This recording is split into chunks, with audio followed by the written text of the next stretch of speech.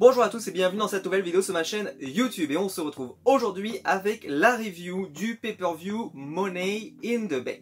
J'avais pas du tout prévu de faire la review de tous les pay-per-view de l'année, j'étais pas sûr de les faire, mais celui-là, il mérite bien une review. Parce qu'alors, dans les pay-per-view WWE récents, celui-là, c'est quelque chose. Alors, toujours pay-per-view à huis clos. Et donc moi je me suis fait une soirée catch dimanche soir puisqu'il y avait WrestleMania 28 diffusé sur la chaîne L'équipe avec quand même rien que sur la carte, je vous balance ça comme ça, il y avait Undertaker Triple H dans un Hell in a Cell avec Shawn Michaels en arbitre qui est un de mes matchs préférés, je l'adore ce match, je l'ai déjà vu je ne sais combien de fois et franchement c'est toujours un plaisir. Il y a un Chris Jericho CM Punk qui est sur le papier magnifique et qui est magnifique. Et derrière vous enchaînez avec The Rock John Cena. Once in a Lifetime, bon, qui va avoir lieu l'année d'après, mais bon ça c'est un autre détail, où la foule est incroyable et c'est un match exceptionnel. Derrière, bon bah, cet événement, ça a dû se terminer à 23h et quelques, j'ai attendu un petit peu, et puis après bah, il y a eu le pré-show de Money in the Bank et je me suis chauffé, et je me suis dit allez je le regarde en direct, et puis j'ai regardé le pay-per-view ensuite, à partir d'1h du matin sur le network. Donc j'ai fait une grosse soirée catch donc vraiment c'était assez sympa, en tout cas moi j'ai passé un super moment. En me dire je vais me faire une super soirée catch. J'avais sorti de la bière, j'étais tout seul forcément confinement, mais quand même c'était cool. Et je me suis dit allez, même s'il n'y aura pas d'ambiance, ça va être un peu lourd, peut-être que ça va être un peu pénible, la carte me donnait pas plus envie que ça, mais on se dit on sait jamais quoi. Et puis là, ça a été l'enfer sur terre. Alors le pré-show était certainement le match le plus sympa, franchement au début de la soirée, parce qu'il y avait Jeff Hardy contre Cesaro, match qui a duré 13 minutes, franchement c'était super divertissant, c'était très réussi. Bon par contre pas de rivalité entre les deux, donc c'est vraiment un match hors sol. Cesaro c'est le spécialiste, Cesaro tu le mets à NXT, il affronte des mecs, tu le mets à NXT UK, tu le mets n'importe où, il affronte des mecs, t'as pas de rivalité, t'as rien, mais il sort toujours un match propre, un match nickel. Ça c'est la qualité numéro 1 de Cesaro. C'est Jeff Hardy qui va gagner, pas de surprise, pas de mauvaise surprise. Je me demandais moi personnellement s'il allait pas avoir Sheamus qui allait intervenir, ça ne va pas arriver, bon, voilà, c'est pas très grave. Ce match n'avait pas, mais quand même 13 minutes pour un match de pré-show, c'est bien, parce que des fois il y a eu des pré-shows dans lesquels il y avait des matchs très courts qui duraient 4-5 minutes, ce qui fait que sur une heure de pré-show, des fois t'as 5 minutes de match et t'as 55 minutes de blabla. Là quand même quand t'as 13 minutes d'un match, c'est quand même plutôt sympa. Et ensuite on a commencé la carte principale. Et là, donc il est 1h du matin, vous imaginez, on se projette, 1h du matin, et là vous allez vous faire 1 heure de show, 1h15. Oh, l'enfer sur terre. Alors écoutez bien, on commence avec un match par équipe. Le New Day contre les Forgotten Sons, contre Lucha House Party et contre John Morrison et le Miz. Le match, il va jamais démarrer, mais jamais. C'est 12 minutes de platitude totale. Un Fatal 4-Way comme... mais terrible. Et franchement, j'ai jamais réussi à m'y faire. C'était ennuyeux. C'était terrible.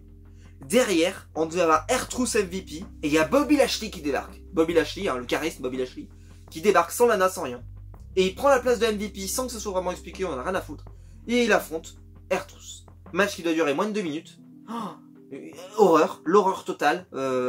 R-Truth il arrive, en plus l'entrée d'R-Truth quand il n'y a pas de public, c'est le malaise, mais c'est malaise TV, c'est terrible. Bobby Lashley R-Truth ça ne fonctionne pas, ça ne décolle pas, ça ne prend pas, et ça a duré 2 minutes, ça aurait déjà duré moins, c'était une horreur. Et derrière t'enchaînes, Tamina Bailey. Oh, mon dieu, Tamina Bailey. Oh là là là là là là. Mais deux catcheuses qui ont moins d'alchimie sur le ring, ça n'existe pas. Qu'est-ce que c'était horrible. Et pourtant il y avait Sasha Banks qui a eu des petites interventions, des machins. Et en plus la fin, si jamais Tamina et Bailey, la rivalité elle continue, mais mon dieu. Et donc là ça a fait quasiment, je sais pas, peut-être 45 minutes de show, j'en sais rien, peut-être 1 heure de show. Oh, tu finissais là, moi j'étais à 2 doigts de me dire mais faut que j'aille, faut que je dorme, c'est pas possible, tu peux pas regarder un truc pareil quoi. Bailey, Tamina. Genre ils ont mis les 3 plus mauvais matchs au début. Donc c'était terrible parce que là tu commences la carte, tu te dis mais... dur hein. Oh là, moi j'ai trouvé ça dur, j'ai trouvé ça rude. Et puis après, arrive Braun Strowman Bray Wyatt pour le titre de champion de la WWE, le titre universel, qui était plutôt divertissant et qui m'a remis dans le show à ce moment-là, et c'était un match un peu de la guérison et il est très bien tombé parce que ça m'a permis d'être très chaud pour le match suivant. parce que franchement, Braun Strowman a fait le taf, Bray Wyatt a fait le taf, même si je trouve que le match n'a jamais réussi à avoir une ampleur absolument incroyable, et je pense qu'avec la foule ça aurait été mieux. Mais ils ont profité de ce match qui n'était pas en direct pour faire des interventions, l'intervention de l'univers de Bray Wyatt bien sûr. Ils ont fait aussi que Braun Strowman a joué le jeu de Bray Wyatt, et ils sont allés vraiment jusqu'au bout de la démarche, et je trouve que par rapport à la promesse qu'on a eue, eh ben, la promesse a été tenue. Le show a été de qualité, le match a été de qualité. Ça n'a pas été un grand match de catch, honnêtement, mais ça ressemblait plus peut-être même à un angle, mais c'était quand même, par rapport à la Firefly Funhouse match qu'on avait eu avec John Cena, qui n'était pas un match, pour moi qui était vraiment un angle, là il y a un match, c'est-à-dire que même s'il y a des interventions de l'univers Bray Wyatt, il y a des tombées, les règles du catch sont respectées, et tu comprends la mécanique, et tu comprends l'objectif, et ce que veulent faire, en fait tu comprends l'histoire qu'on est en train de te raconter. Et contrairement au match, comme je vous l'avais dit, moi le Firefly Funhouse, où j'ai pas forcément accroché, et je comprends que beaucoup de gens aimé, mais moi, j'ai jamais réussi à me mettre dedans, parce que je m'attendais à un match et je ne l'ai pas eu, et jusqu'au bout je ne comprenais pas forcément sur quelle piste on allait m'amener, jusqu'au moment où j'ai fini par abandonner l'idée qu'il y aurait un match. Et bien là on a eu un match, et c'est vraiment bien, et j'ai trouvé ça super sympa.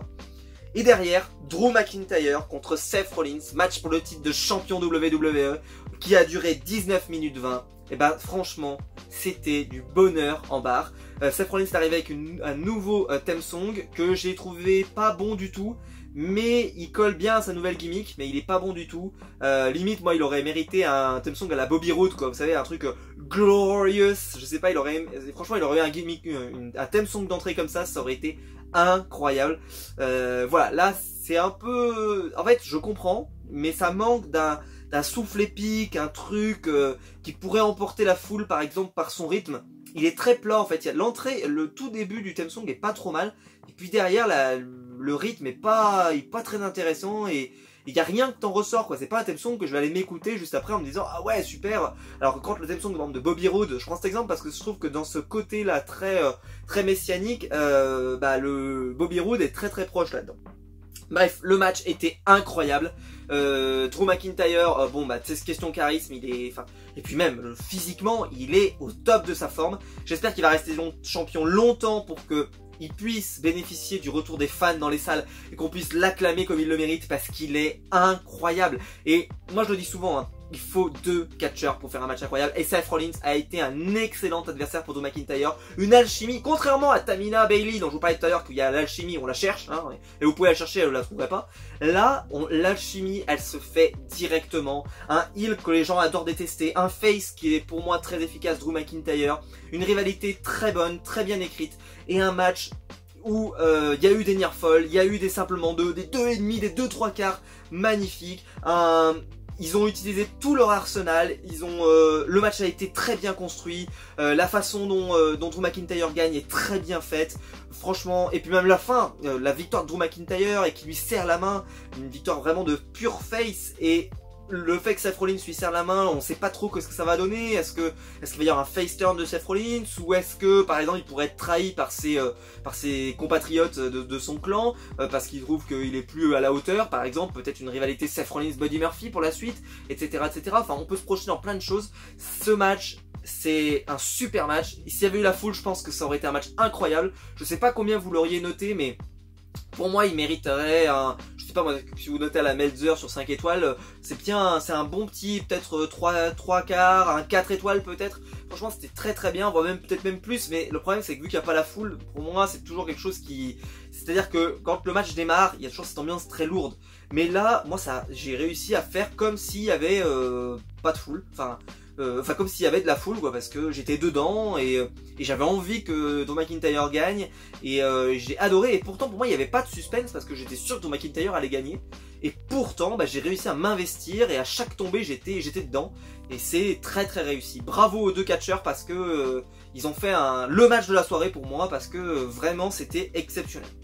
Puis derrière, donc, les 2 matchs Money in the Bank. Alors, il y avait beaucoup de rumeurs, hein. Le match allait durer sur tout le show, donc on allait avoir des petits morceaux de temps en temps, etc. D'ailleurs, on voit, hein, ça aurait pu être coupé, c'est vrai, en morceaux, mais bon, ça ne l'a pas été, donc on a bien eu un gros morceau Money in the Bank à la fin. Ça a duré 22 et 27 minutes, donc on va dire une grosse demi-heure pour faire tout ça. Alors les entrées ont été réduites à leur strict minimum, hein, parce que forcément ils étaient dans le bureau de WWE et il fallait monter jusqu'au haut du toit pour gagner et attraper la mallette. Il y avait un ring en haut avec des échelles, etc. Ce qui était très intéressant, c'est que tout le monde se posait la question de est-ce qu'il va y avoir quelqu'un qui va tomber du toit. Alors en plus on peut vraiment le gimmicker là, parce que vu qu'il n'y a pas de public, il n'y a rien, bah tu peux vraiment faire ce que tu veux. Parce que moi je me souviens, pour la génération NT1 que je représente, Jeff Hardy qui saute quasiment du haut d'un stage et qui se fait une swanton et tout, ça c'est une image qui est restée, c'est une image culte qui est souvent réutilisée quand on veut montrer des grosses images de catch et des gros bumps de fous furieux, on montre ce style d'image. Et ben je me disais peut-être qu'ils vont pouvoir faire ça, parce que justement là tu peux vraiment te permettre d'un truc pareil. Bon, ça n'a pas été le cas, il y a eu quelqu'un qui est tombé, mais ça a été, disons qu'ils n'ont pas essayé de faire, de le montrer quoi, ils ont simplement, allez hop, quelqu'un passe dessus, et puis hop, une deuxième personne passe dessus, enfin, ils n'ont pas surinterprété, ils n'ont pas surrajouté dessus, un peu étonnant. Et donc c'est Rey Mysterio qui va passer par-dessus le toit, c'était assez impressionnant. Alors, donc, je vais commencer par les filles, parce que les filles, c'était probablement le résultat le plus attendu. Beaucoup de gens devaient attendre que Shayna Baszler gagne. Je pense que Shayna Baszler, vous inquiétez pas, hein, elle aura probablement une autre chance pour le titre prochainement. Je pense pas que ça coupera son truc. Par contre, Asuka, elle a fait longtemps en équipe. Et peut-être qu'effectivement, on a peut-être besoin de lui donner la mallette. Et en plus, elle est tellement divertissante en ce moment que je pense qu'elle va cartonner avec la mallette. Elle va être géniale. J'espère qu'elle va la garder un petit moment, qu'elle la cache pas tout de suite, qu'elle la cache peut-être même d'ailleurs quand il y aura du public, parce que je pense que ça va lui rendre service. Elle est génialissime. De toute façon, cette catcheuse, c'est une excellente catcheuse. Moi, je l'adorais déjà quand elle était chez NXT. Puis quand elle est arrivée dans le roster principal, elle a eu des rivalités pas forcément toujours évidentes. Et puis après, il y a eu ce match face à Charlotte Flair qui a été génial et en même temps qui lui a coupé un peu l'herbe sous le pied et qui était vraiment une incroyable surprise. Et je me suis dit, elle s'en remettra jamais. Et au final, elle s'en est remis. Et je trouve que là, elle est incroyable, Asuka. Elle est vraiment incroyable. Et donc, Asuka récupère la mallette. À un moment en fait où il y avait Baron Corbin qui pouvait récupérer la mallette, et là Asuka va le dégager, parce que Baron Corbin, je sais pas pourquoi, j'arrive pas à m'expliquer pourquoi il veut dégager Asuka, puisqu'il y a deux mallettes, donc ils auraient pu s'allier, et bah il la frappe, et enfin en tout cas, d'ailleurs il va y avoir des affrontements entre filles et garçons, il va y avoir Shayna Baszler par exemple qui va frapper certains hommes, etc. Donc voilà, il y a eu vraiment des choses intéressantes. Et donc ils vont passer dans les bureaux, ils vont monter, le truc de l'ascenseur qui est surréaliste, parce que si tu prends l'ascenseur normalement tu devrais arriver beaucoup plus vite que les autres, et bah les autres ils arrivent en même temps que Asuka, ce qui fait aucun sens, mais bon c'est un problème, disons que la stipulation n'a pas toujours été très bien gérée, on va pas se mentir, mais Asuka a été excellente et elle mérite parfaitement sa victoire.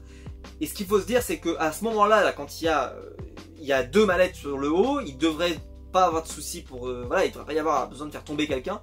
Alors est-ce que c'est justement pour que Asuka célèbre toute seule? Pourquoi pas, mais pour à l'image, mais à la limite, bah faites pas venir Baron Corbin, attendez un peu quoi, laissez-le en bas et puis il arrivera après. Là j'ai trouvé ça vraiment, j'ai pas compris pourquoi elle dégage Baron Corbin, enfin même si je voulais pas qu'il gagne, attention, mais j'ai pas compris. Et ensuite il y a le Money in the Bank masculin. Un Money in the Bank masculin, c'est celui, je pense, où ils ont été le plus inspirés, honnêtement, puisqu'il y a eu beaucoup de guests. Il y a eu Vince McMahon en guest, etc. Il y a eu énormément de guests. Par exemple, il y en a eu un avec John Laurinaitis, qui était assez divertissant. Il y a eu, franchement, c'était plutôt sympa, hein. Il y a eu aussi tout un angle avec un rapport avec l'Undertaker pour AJ Styles, qui en plus mettait Aleister Black, donc ça peut être sympa. Peut-être que Aleister Black et AJ Styles pourraient avoir une rivalité dans le futur qui serait absolument géniale à mon avis à suivre. Bref, j'ai hâte de voir ça, hein. J'espère que ça va exister, tout simplement. Et on a eu notre ami Otis, qui pour moi mais était celui, si je vous fais la liste quand même, il y avait Otis, Rey Mysterio, Aleister Black, Daniel Bryan, King Corbin et AJ Styles. C'était clairement celui que je pensais qu'il gagnerait, mais jamais. Avec Rey Mysterio, pour moi c'était les deux, ils ne pouvaient pas gagner ce match, ça me semblait impossible. Et qui gagne? Otis. Otis qui récupère la mallette du Money in the Bank. Alors, j'avais parlé dans mon live que je vous avais fait la semaine dernière pour ceux qui l'avaient suivi. Pour moi la mallette, c'est vrai que j'aime bien que ça tombe sur des gens qui n'ont jamais été champions du monde. Donc je pensais que Aleister Black serait un excellent choix. Même si moi j'aurais aimé que ce soit Andrade qui l'ait. Et ben là, Otis. Alors oui, il n'a jamais été champion du monde, mais quand même, c'est violent quoi. Otis quoi. Otis, pour moi, il n'a pas du tout l'envergure d'un champion du monde de WWE ou même d'un champion universel, il en est très loin. C'est du comedy wrestling, Otis, pour le moment. Alors, même si je l'aime beaucoup, et je l'ai trouvé incroyable, je l'ai trouvé ultra divertissant. Quand il est dans les cuisines, il est génial. Et puis quand il passe là devant le buffet, que t'avais Paul Heyman et qui se met à bouffer là, mais tu te dis, mais quel catcheur, moi il m'a fait mourir de rire. Mais lui, l'imaginer champion du monde, l'imaginer avec la mallette, mais c'est un concept, hein, c'est un concept.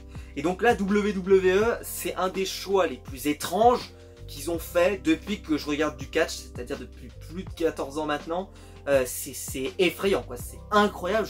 J'avais rarement vu un choix aussi étrange pour le Money in the Bank, ou même pour une victoire de Rumble, ou d'opportunité pour le titre, ou ce que vous voulez. Là, alors est-ce qu'Otis va perdre sa mallette par exemple? Ce qui peut arriver, on se souvient que Mr. Kennedy l'avait perdu à l'époque, peut-être qu'elle sera mise en jeu, comme Damien Sandow l'avait mise en jeu à une époque, peut-être qu'il la mettra en jeu face à Dolph Ziggler, peut-être contre quelqu'un d'autre, et que ça sera quelqu'un d'autre qui l'aura au final. J'ai vu une théorie qui est pas mal sur internet, c'est que Bobby Roode, qui pourrait la donner à Mandy Rose, et ça serait Mandy Rose qui la cacherait. Ce qui est une idée pas si conne, honnêtement, je trouve que l'idée, elle est pas si débile. Alors, est-ce que ça marche? Est-ce que c'est possible? Parce que on sait jamais, nous, on n'a jamais vu un contrat de Money in the Bank, on n'a jamais vu ce qu'il y avait dans la mallette. Donc si c'est pas précisé, ça précise juste, vous avez le droit à un match de championnat pour le titre que vous voulez. Bah peut-être qu'il va l'offrir à Mandy Rose, et c'est Mandy Rose qui va la cacher sur Bayley par exemple. Je dis ça, c'est pas du tout officiel, hein, mais est-ce que ça paraît un peu impossible? Parce qu'en plus, Mandy Rose n'était pas dans le Money in the Bank, donc elle n'a pas eu de chance de pouvoir y participer et de pouvoir avoir la mallette. Peut-être qu'Otis va lui donner la mallette. C'est des conjectures, mais parce que imaginez Otis cacher sa mallette sur le Fiend, sur Bray Wyatt, sur Braun Strowman, ou même de l'autre côté, hein, sur un Drew McIntyre, ou même sur AJ Styles ou n'importe qui.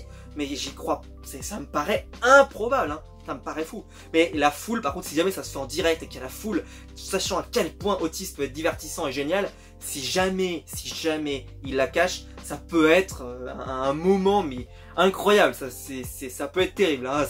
Ça peut être tellement drôle. Je sais pas du tout ce qu'ils vont en faire de cette mallette, mais là, c'est un des choix les plus étonnants de WWE. Et moi qui aime bien être surpris. Alors j'ai trouvé que le Money in the Bank, il a été divertissant pendant une période, et puis je trouve que la fin, quand on est arrivé sur le toit et qu'il a fallu décrocher la mallette, n'était pas très intéressant. Au final c'était assez mal géré, les chutes du toit comme je vous l'ai dit étaient mal foutues. Mais j'aime bien être surpris. Asuka, j'ai pas été surpris, mais pour moi c'était très bien réussi, parce que voilà, le suspense a été bien jusqu'au bout et c'était sympa. De l'autre côté, j'aurais jamais cru, parce qu'en plus quand il y a le moment de décrocher la mallette, AJ Styles est sur le point de la décrocher, qui était aussi un des favoris, et il l'a fait tomber. Et là, quand elle tombe entre les mains d'Otis. Et là, quand tu vois que c'est Otis qui prend la mallette, oh, j'y croyais pas, quoi. Incroyable. Donc n'hésitez pas à me dire vous ce que vous avez pensé de ce pay-per-view, de ce Money in the Bank, de cet nouveau Money in the Bank. Moi, j'ai trouvé ça sympa sur certains points. Après, la fin était pas jojo. Mais le Money in the Bank en lui-même, le pay-per-view, honnêtement, la première heure, c'est une purge infâme. Heureusement, les 2 matchs de championnat majeur me relancer dans le pay-per-view est vraiment bien. C'est-à-dire que j'ai repris espoir et je me suis dit ça va être bien. Et derrière, il y a les 2 Money in the Bank qui sont déroulés ensemble. Ça, je pense que c'est soit on accroche, soit on n'accroche pas. Moi, c'est vrai que bizarrement, je suis un peu entre les deux. C'est-à-dire qu'il y a des choses que j'ai bien aimées et des choses que j'ai moins aimées. Honnêtement, j'ai pas trouvé que c'était horrible à regarder. Contrairement au début du show où je me suis vraiment dit, purée, mais qu'est-ce que je fais là à 1 h du matin à regarder une connerie pareille. Là, à la fin, ça s'est quand même bien passé et je regrette pas de l'avoir regardé. Et au final, même si ce pay-per-view Money in the Bank, j'en garde plutôt un souvenir négatif, parce que je trouve que c'était clairement pas au niveau, c'était pas si mal. Voilà, c'était pas si mal. Et maintenant, ce qui va surtout dépendre, c'est qu'est-ce qu'ils vont faire de ça. Parce que si Otis s'est raté, ce sera un pay-per-view affreux, quoi. Parce que là, honnêtement, si vous avez parié sur Otis, mais vous devez être milliardaire aujourd'hui. Parce que la cote de Otis à Money in the Bank, ça devait être 1 contre 1000, quoi. C'était fou. Voilà, j'espère que la vidéo vous aura plu. Si c'est le cas, vous pouvez la liker, vous pouvez vous abonner, vous pouvez la partager sur les réseaux sociaux. Le lien YouTube est dans la description, c'est pour me soutenir. Merci beaucoup à tous ceux qui le font. Et on se retrouve très vite pour une nouvelle vidéo sur ma chaîne YouTube. Allez, ciao!